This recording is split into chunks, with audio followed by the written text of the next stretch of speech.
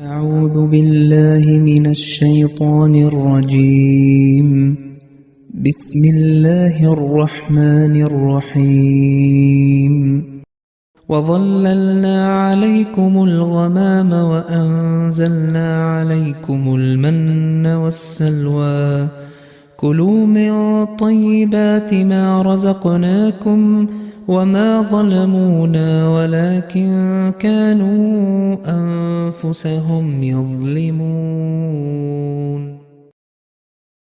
അസ്സലാമു അലൈക്കും വറഹ്മത്തുള്ളാഹി.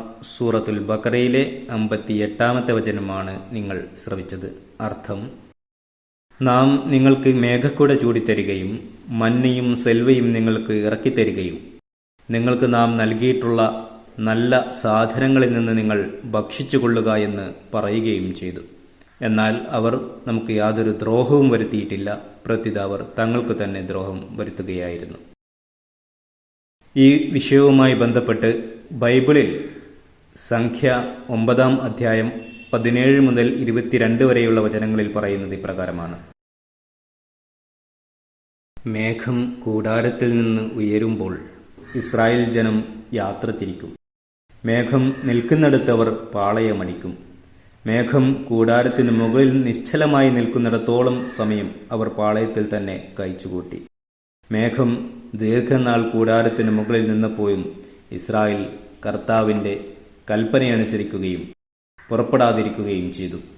ചിലപ്പോൾ മേഘം സന്ധ്യ മുതൽ പുലർച്ചെ വരെ മാത്രം നിൽക്കും. പ്രഭാതത്തിൽ മേഘം ഉയരുമ്പോൾ അവർ യാത്ര പുറപ്പെടും. പകലോ രാത്രിയോ ആയാലും അവർ യാത്ര പുറപ്പെടും. ഖലീഫത്തുൽ മസീഹ് സാനി റളിയല്ലാഹു അൻഹു പറയുകയുണ്ടായി, ഈ ബൈബിൾ വചനത്തിൽ നിന്നും മനസ്സിലാകുന്നത്, എവിടെയാണോ ബനി ഇസ്രായേൽ തമ്പടിച്ചിരുന്നത് അവിടെ മേഘം അവർക്ക് മുകളിൽ ഒരുമിച്ചുകൂടി തണലിട്ടിരുന്നുവെന്നാണ്. കൂടാതെ അവർ അവിടെ നിന്നും പോകുന്ന സമയമായാൽ മേഘവും ഒഴിഞ്ഞു പോകുമായിരുന്നു, അല്ലെങ്കിൽ മേഘം ഒഴിഞ്ഞു പോയതിനു ശേഷം അവർ പോകുമായിരുന്നുവെന്നാണ്.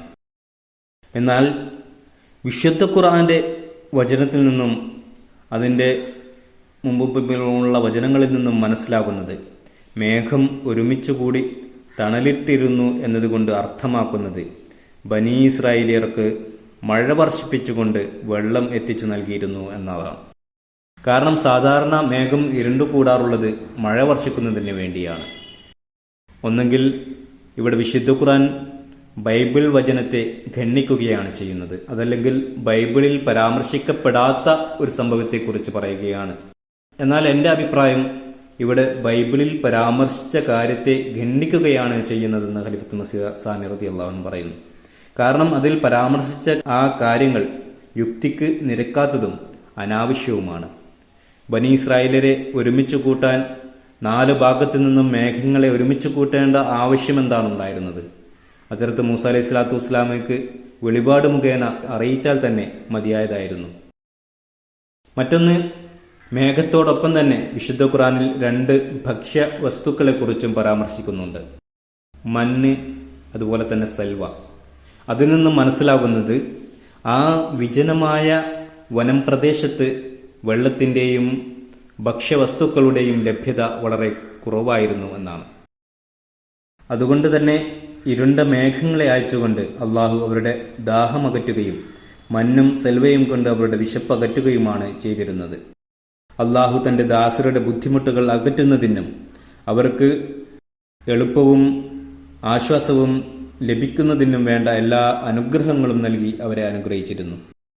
അവന്റെ ഈ പ്രവർത്തന രീതി കഴിഞ്ഞ കാലഘട്ടത്തിലെ ജനങ്ങളോട് മാത്രമല്ല, മറിച്ച് ഈ കാലഘട്ടത്തിലെയും അവന്റെ വരിഷ്ഠദാസരോട് അവൻ അങ്ങനെ തന്നെയാണ് പ്രവർത്തിക്കുന്നത്.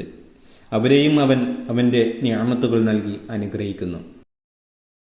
അവരെ, ഇസ്രായേൽ ജനത്തെ അള്ളാഹു അനുഗ്രഹിച്ചു എന്നതിന് എപ്പോഴും അവർക്ക് മേൽ മേഘക്കുട ചൂടിയിരുന്നു എന്നർത്ഥമില്ല. എപ്പോഴും തലക്കുമീതെ മേഘം ഇരുണ്ടുകൂടുക എന്നത് അതൊരു അനുഗ്രഹമായി ഗണിക്കാവുന്നതല്ല, മറിച്ച് അതൊരു വിപത്തായി അനുഭവപ്പെടുന്നതായിരിക്കും. അതുകൊണ്ട് തന്നെ ഇസ്രായേലിയർക്കുമേൽ മേഘം കുട ചൂടിയിരുന്നു എന്ന് പറയുന്നത് ശരിയല്ല, മറിച്ച് അവരുടെ ദാഹമകറ്റാനും വിശപ്പകറ്റാനുമുള്ള മാർഗങ്ങൾ അള്ളാഹു ചെയ്തു നൽകിയിരുന്നു എന്നതാണ് അതുകൊണ്ട് ഉദ്ദേശിക്കുന്നത്. മഞ്ഞും സൽവയും അവർക്ക് നൽകിയിരുന്നു അല്ലെങ്കിൽ നൽകപ്പെട്ടുവെന്ന് പറയുന്നു.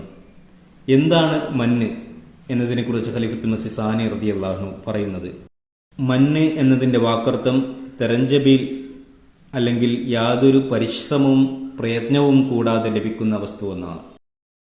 വിശേഷണാർത്ഥത്തിൽ മരത്തിൻ്റെ പശയോട് സാമ്യമുള്ള ഒന്നാണത്. ചിലർ പറയുന്നത് അത് തെരഞ്ചബീലാണെന്നാണ്. അപ്പോൾ കൂടുതലായും സിറിയ, ഇറാഖ് പോലുള്ള ദേശങ്ങളിലും സീനായുടെ വനം പ്രദേശങ്ങളിലും മറ്റും ആണ് ഉണ്ടാകുന്നത്. ടേസ്റ്റിൽ അത് മധുരമുള്ള ഒരു വസ്തുവാണ്.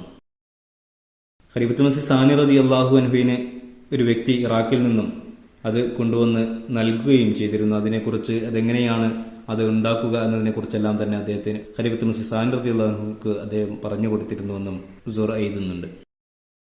ബൈബിളിലും അതിനെക്കുറിച്ച് പരാമർശിക്കുന്നുണ്ട്. പുറപ്പാട് 16-ാം അധ്യായം 13 മുതൽ 15 വരെയുള്ള വചനങ്ങളിൽ പറയുന്നു, വൈകുന്നേരമായപ്പോൾ കാടപക്ഷികൾ വന്ന് പാളയം മൂടി. രാവിലെ പാളയത്തിനും ചുറ്റും മഞ്ഞ് വീണ് കിടന്നിരുന്നു. മഞ്ഞുരുകിയപ്പോൾ മരുഭൂമിയുടെ ഉപരിതലത്തിൽ പൊടിമഞ്ഞു പോലെ വെളുത്തുരുണ്ട് ലോലമായൊരു വസ്തു കാണപ്പെട്ടു. ഇസ്രായേൽക്കാർ ഇത് കണ്ടപ്പോൾ പരസ്പരം ചോദിച്ചു, ഇതെന്താണ്? അതെന്താണെന്ന് അവർ അറിഞ്ഞിരുന്നില്ല. അപ്പോൾ മോശ അവരോട് പറഞ്ഞു, കർത്താവ് നിങ്ങൾക്ക് ഭക്ഷണമായി തന്നിരിക്കുന്ന അപ്പമാണിത്. ഇതിൽ നിന്നും മനസ്സിലാകുന്നത് അത് ഭൂമിയിൽ വീണ് കിടക്കുകയായിരുന്നു എന്നാണ്. എന്നാൽ ഇത് കൂടുതലായി ഉണ്ടാകുന്ന ദേശത്ത് ജനങ്ങൾ പറയുന്നത് ഇത് മരത്തിൽ വീണതോ അല്ലെങ്കിൽ മരത്തിന്റെ വേരിൽ നിന്ന് പുറത്തു വന്നതോ ആയ മധുരമുള്ള ഒരു വസ്തുവാണെന്നാണ്. പറഞ്ഞതുപോലെ യാതൊരു പരിശ്രമവും കൂടാതെ ലഭിക്കുന്നവയെയും മന്ന് എന്ന് പറയുന്നു. ഹദീസിൽ വന്നിരിക്കുന്നു, അൽ കംഅതു മിനൽ മന്നിൽ ലദീ അൻസലല്ലാഹു അലാ മൂസ. മുസ്ലിം. കൂണും ഹസ്രത്ത് മൂസ അലൈഹി സ്വലാത്തു വസ്സലാമക്ക് അല്ലാഹു അനുഗ്രഹിച്ചു നൽകിയ മന്നിന്റെ ഗണത്തിൽപ്പെട്ട ഒന്നാണ്. ഇതിൽ നിന്നും വ്യക്തമാകുന്നത് മന്ന് എന്നത് ഒരു വസ്തുവിന്റെ മാത്രം പേരല്ല, മറിച്ച് കാടുകളിലും മറ്റും തന്നെത്താൻ ഉണ്ടാകുന്ന അല്ലെങ്കിൽ യാതൊരു പരിശ്രമവും കൂടാതെ ലഭിക്കുന്ന ഭക്ഷ്യയോഗ്യമായ വസ്തുക്കളെയാണ് മന്ന് എന്നതുകൊണ്ട് അർത്ഥമാക്കുന്നത്. ഈ ഞാവൽപ്പഴം പോലെയുള്ള ഈ ചെറിയ ചെറിയ പഴങ്ങളെല്ലാം തന്നെ ഈ ഗണത്തിൽപ്പെടുന്നവയാണ്. ഇസ്രായേലിയർക്ക് പാലായനം ചെയ്യേണ്ടി വന്ന ആ കാലങ്ങളിൽ അള്ളാഹു ധാരാളം ഇത്തരത്തിലുള്ള ഭക്ഷ്യവസ്തുക്കൾ ആ വനം പ്രദേശത്ത് ലഭ്യമാക്കിയിരുന്നുവെന്നും അവർ അത് കഴിച്ച് വിശപ്പടക്കിയിരുന്നുവെന്നും അവർക്ക് വില കൊടുത്ത് ഭക്ഷ്യ സാധനങ്ങൾ വാങ്ങേണ്ട സാഹചര്യം വളരെ വിരളമായിരുന്നുവെന്നും ഇതിൽ നിന്നും മനസ്സിലാകുന്നു. ബാക്കി ഇൻഷാ അല്ലാഹ് അടുത്ത ദർസിൽ. വആഖിറു ദഅവാനാ അൽഹംദുലില്ലാഹി റബ്ബിൽ ആലമീൻ. ജസാക്കും.